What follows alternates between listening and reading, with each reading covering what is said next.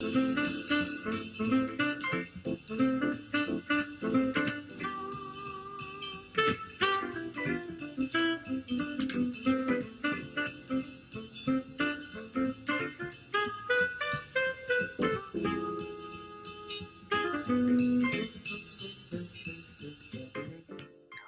to Generations. My name is Beverly Crosby.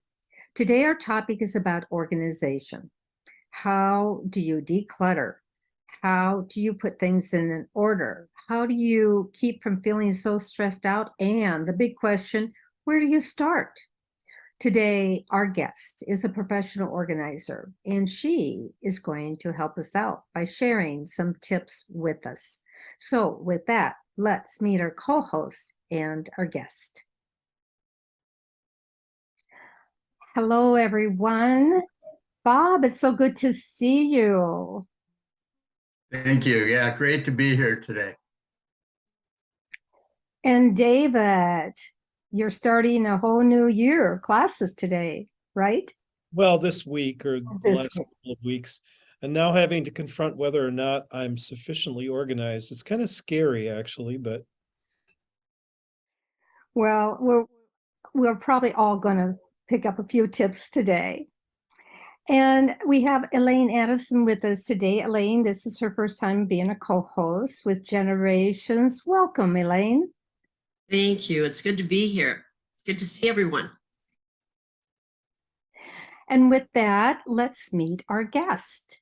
Let me tell you just a little bit about her first. Kelly has degrees in psychology, mental health, and a master's in wellness management. She has studied the direct impact of our environment and how stress has an impact on our well-being. Kelly is the founder of the Organizing Advantage. So welcome, Kelly. Thank you. I feel honored to be here. Well, let me ask the first question. Actually, it's a twofold question. First of all, Kelly, can you tell us how you got into organizing or how that became your passion? And the second question will be, why is it so important to be organized? Okay, well, my passion for organizing really started when I was a young girl, out of more of a coping mechanism, really. When I was young, my parents divorced and I moved houses and went back and forth, and it just became a little chaotic and unsettled for me. And I found that what I could control would be my personal surroundings.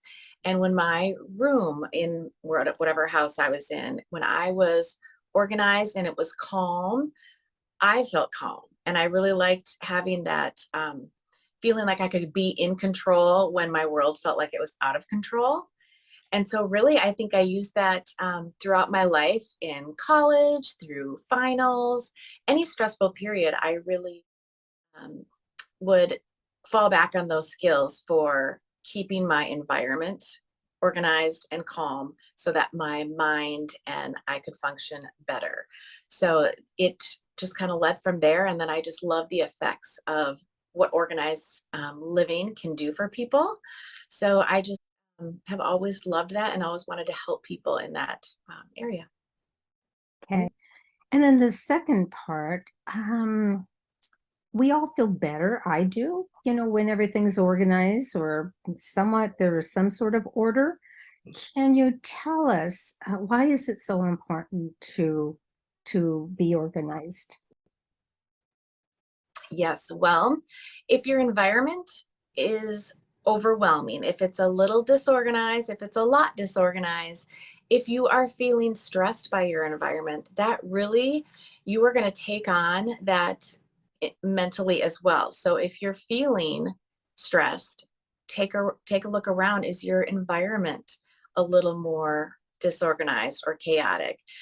We really function well when we're feeling our best.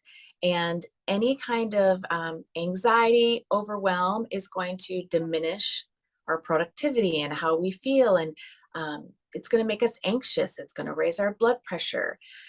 there really is a direct impact between your environment and your mental state. So a lot of times when I work with people, they are feeling anxious, they are feeling disorganized. And once we can at least start with some of their environment and make more advances in a calm, peaceful environment, then they're able to really just decrease that anxiety and that overwhelm and start really loving where they're at and really enjoying their space again, because it's definitely a connection between an organized environment and an organized mind, and a cluttered environment and a cluttered mind.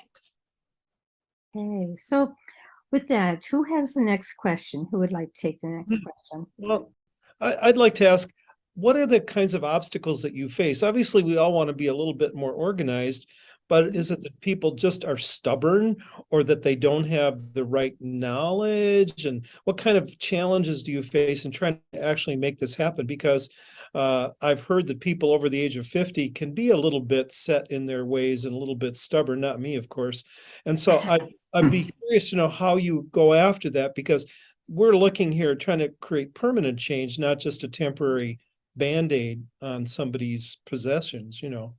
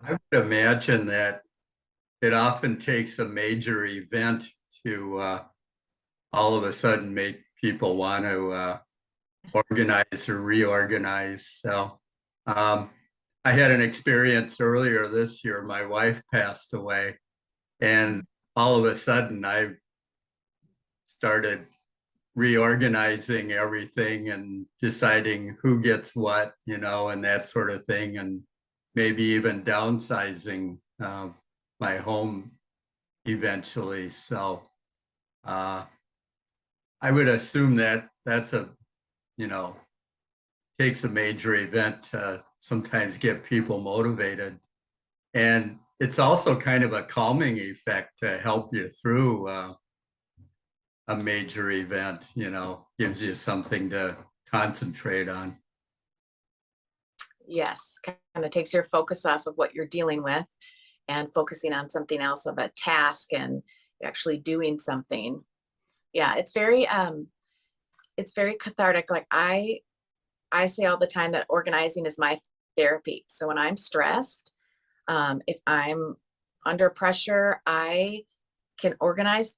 I'll find something around my house and do something to get into that kind of calmer mindset, because organizing really does help me calm my mental state down and reduce anxiety. So it is definitely therapeutic. It's definitely my therapy.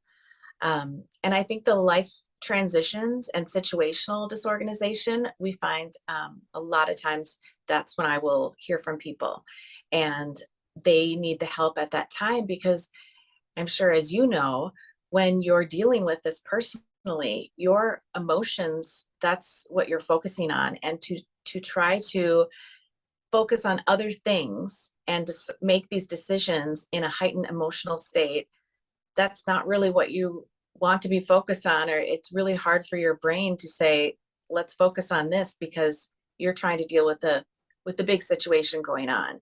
And so I really try to recommend and encourage people to get their ideas and figure out how they want to downsize when they looking at their 5-year, 10-year plan and thinking through things ahead of time, and then preparing ahead of time so they do not have to be in more of a difficult emotional state, because it's really hard for anybody to deal with anything other than that big event, especially if it's a death or a medical emergency, something like that. I mean, we don't Right. have the bandwidth to deal with everything. I'm forgetting for a moment what your clients might want. For you personally, is there a line that you cross that goes from being organized to just being kind of neurotic? Just as an example, if I really wanted to alphabetize my spice rack, would you find that to be something that's worth doing? Or would you kind of say, that's kind of crazy, there's no reason to do that, find something else to do with your life than alphabetize the spice rack? Good question. Everybody is different. And in fact, I just had this situation actually last week. And it's really, I think the goal is to customize the organization to the person, to the family, to whoever lives in the space, uses the space, to what their goals are, and really even their learning style and their personalities. Because some people, that may not be important to them. But if it is important to them and that's how they best find what they're looking for, and so then they save resources on, trying to find things, wasting time. If that's what you like, is your spices alphabetized, and it makes it easier for you when you're cooking and baking, then that's how you should have it, if that's what you're used to. Some people's workflows, or their just the way they think about things, the way their brain goes through different decision making. We want to focus on what's going to make life easy for them and make their decisions less. A lot of times it has to do with habits and routines. And then once those become habitual and you have this routine, your brain isn't making any more decisions. And so you're not dealing with decision fatigue, and it's easier for people to do whatever they are doing. So I think there can be the opposite effect of the OCD and the micro organizing. And we see this a lot on some of the organizing TV shows that are out now and have become popular, where everything is rainbow ordered and perfectly micro organized into multiple containers. But we really have to look at, is that going to be sustainable and maintainable for the person who is setting up that system for? And I think sometimes it's just great for TV, but not necessarily realistic. So my advice is always to find out what the client and the person really is looking for and what makes them work most efficiently, and that they can maintain it. If you're working with kids in a family and you're wanting the kids to color code their Legos when they put them away every day, that mother may get frustrated and be not happy with the results when they realize their kids won't do that every day. So. I find, Kelly, one of the things that I noticed is that there's, between the baby boomers, okay, the 55 and older, you've got those that are still working, and you have those that are retiring. Well, the retiring people are needing to downsize a lot of times because they're going into smaller spaces. But the ones that are still working, I find, even with myself, it's at one time I used to be much more organized because of where my age was, and I could multitask very well. Now, as I get older, I can't multitask as well, and I concentrate on my job, but I still have areas now where I let things go, and I find if I let them go too long, they get worse. Like you're saying, then it becomes more and more, and pretty soon your mind just kind of, lets it go, but it's subconsciously it's bothering you. Do you find that kind of with both that age group, the baby boomers, the ones that are working versus the ones that are retiring and downsizing? Yes, I feel like what you're saying about ones that are downsizing, there's going to be a lifestyle change. And Mhm. usually if they're downsizing, they're retiring, they're moving into a smaller home, or maybe they're snowbirding and now they're going somewhere else. Their lifestyle is different and and they want more simplification, but for different reasons, for more of that openness of, I don't want to keep up with everything. I want to have more free time. I want to use my giftings and not be worrying about maintaining all of these things that I have. But for those that are working, I do hear what you're saying from people, as it is harder as you get older just to keep up with everything. I mean, our energy just isn't the same as when we're 20. And Mhm. like you said, the multitasking, I think of having 4 small kids right now running around would tire me out like way more than when I had them when I was younger. And I really think the focus is to make your life easier.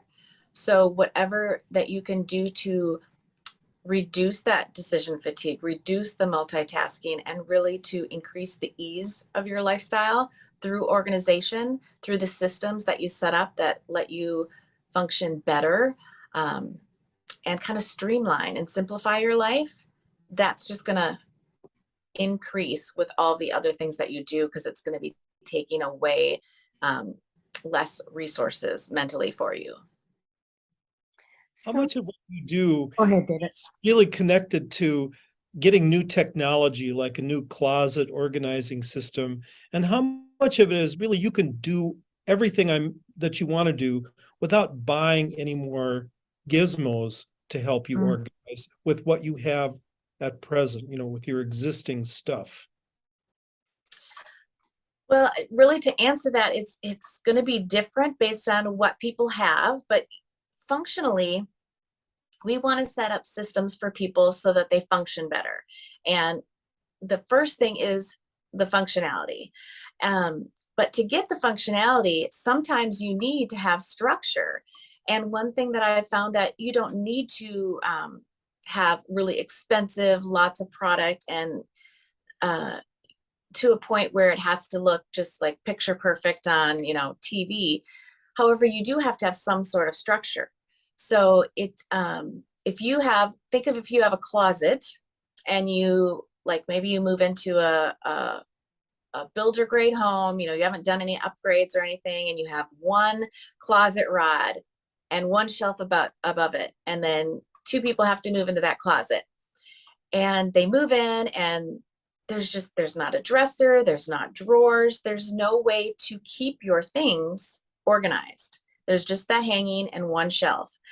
Well, that could become difficult then to maintain organization, and put the effort in and keep it up if you don't have the structure. So that's really where we will see what the client and what you currently have for structure, and then maybe what recommendations would be helpful to make maintenance easier if you don't have certain pieces. So it's really an individual assessment based on what they currently have and what they need. A lot of times you can use what you have and just use it better. Think of it outside the box of what you guys are seeing it, and see it through my eyes of functionality.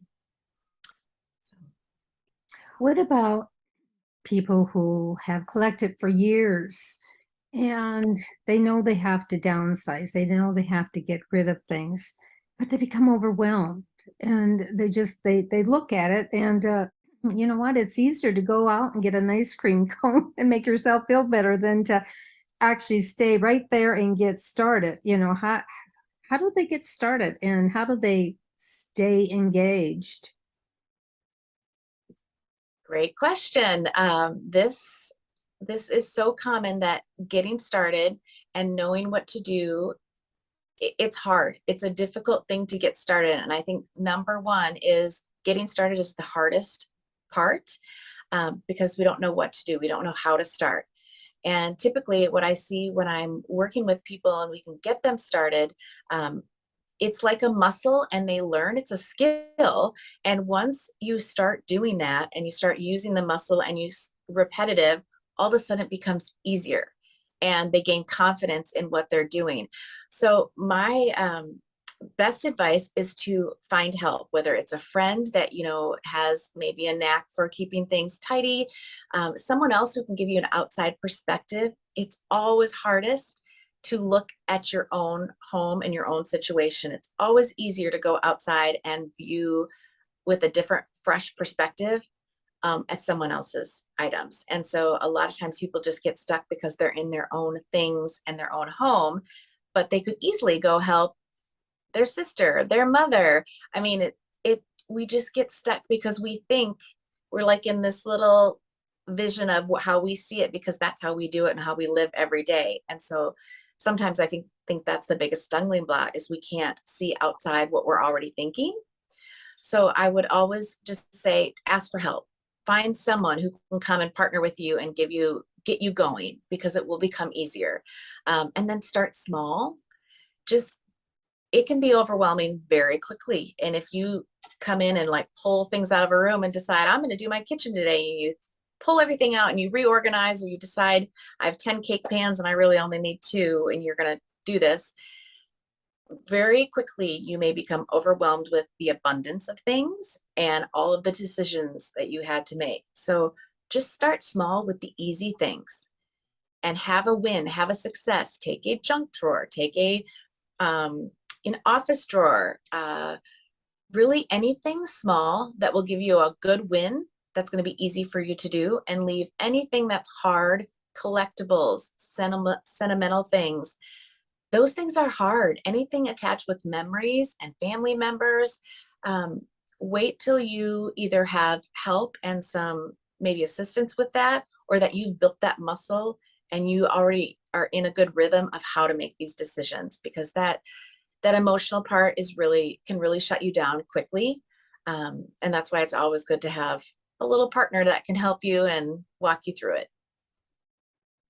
Kelly, I like that when you mentioned that bring someone in, a friend or someone, to help you make some decisions, because like you say, we always look at our things and we think, oh, I can't get rid of these, you know, and maybe we have mindsets that we come from families where you kept things or things were passed on down because of money situations. So there's always little things that help to cause you not to always let go of things easily. So when you bring a friend in, it's like, oh, they can walk in and say, yeah, you got to get rid of that. That doesn't work. Or, yep, that's out of style. We got new styles now coming in. You can get rid of that. You know, so it's fun to bring a friend in, and then there may be some things the friend may like and say, gee, I like that. And you can then give it to her and make her happy. Get one less thing out of my closet and let that thing go into her closet.